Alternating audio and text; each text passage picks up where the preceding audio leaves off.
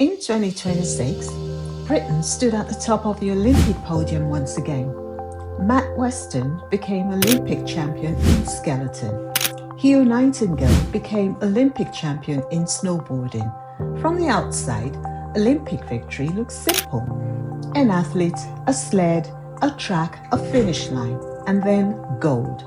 But Olympic victories are often misunderstood. They appear as moments of individual brilliance, a perfect run, a perfect athlete, a perfect moment.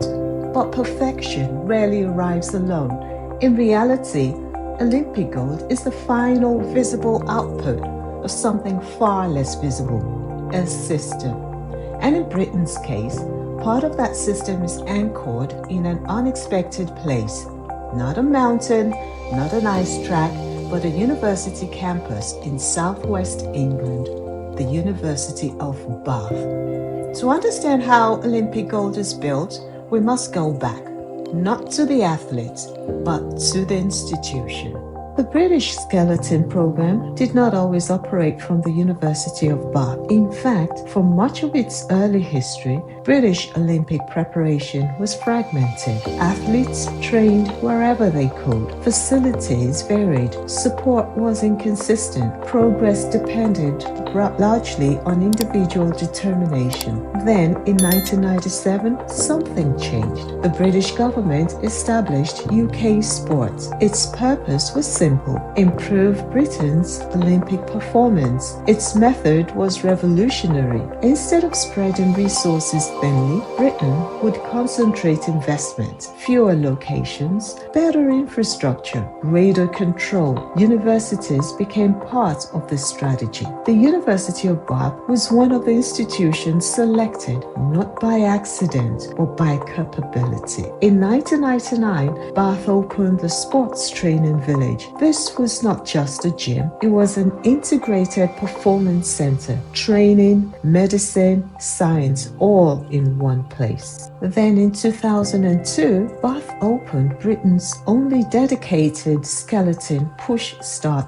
track. This may sound like a small detail. It is not. In skeleton, the start phase is one of the only parts of the race an athlete can fully control. And for the first time, British athletes could train that phase year-round, without ice, without travel, without interruption. Bath became the logical base for Britain's skeleton program. This was not coincidence. It was institutional selection. Infrastructure met strategy, and strategy reshaped performance. Olympic infrastructure does not appear spontaneously. It must be funded, built, maintained. Bath's transformation was made possible through a hybrid system of investment. National lottery funding, distributed through UK Sport, provided critical financial support. Public funding backed elite performance. The university invested in physical infrastructure. National governing bodies supplied coaching expertise.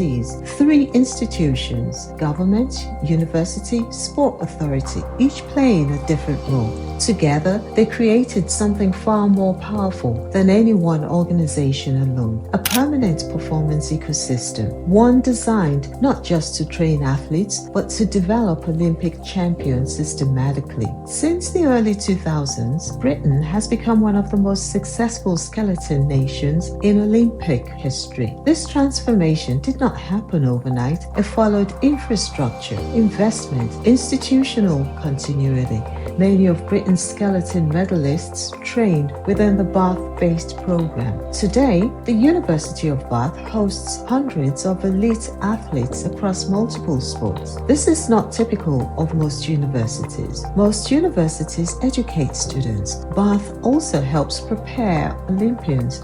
This does not mean Bath creates talent. Talent remains human, but institutions shape probability. They increase the likelihood that talent becomes performance, and performance becomes medals. Bath did not create Olympic champions, it created the conditions in which Olympic champions could emerge reliably, repeatably, predictably. Olympic champions do not begin as skeleton athletes. They are recruited. One of Britain's recruitment programs is called Discover Your Gold. Its purpose is simple: identify potential Olympic talent. Athletes are selected based on measurable characteristics: speed, power, explosiveness, not reputation, not background, performance potential. Many recruits come from sprinting, rugby, athletics. Skeleton itself must be learned. The body must adapt. The mind must adapt. Athletes develop technical precision, track awareness, psychological resilience. This process takes years. Matt Weston entered skeleton through this national pathway. His Olympic gold did not appear suddenly. It was the endpoint of a long developmental process. Years of training, years of adaptation, years of institutional support. Olympic victory may last seconds. Its preparation lasts far longer. At Bath, athlete performance is not left to guesswork. It is measured, analyzed, improved. Athletes train on dedicated push-start tracks. They use strength and conditioning facilities designed specifically for explosive performance. They receive the treatment in sports medicine clinics. They undergo physiological testing in specialized laboratories. Sports scientists monitor performance. Physiotherapists manage recovery.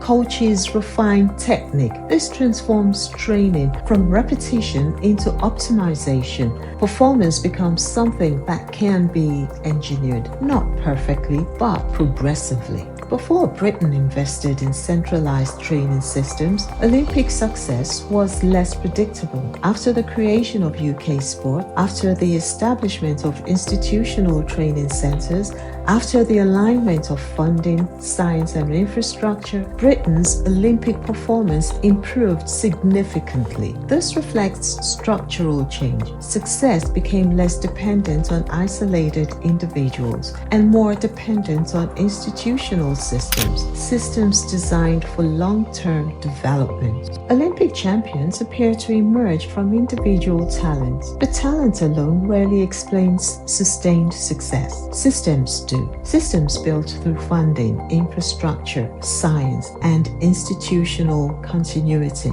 The University of Bath did not create Olympic champions directly, but it became part of the system that makes Olympic success possible. This is the distinction between individual achievement and institutional capability. Olympic medals are awarded to athletes, but they are built by systems, and sometimes those systems begin at universities. This is Global Campus.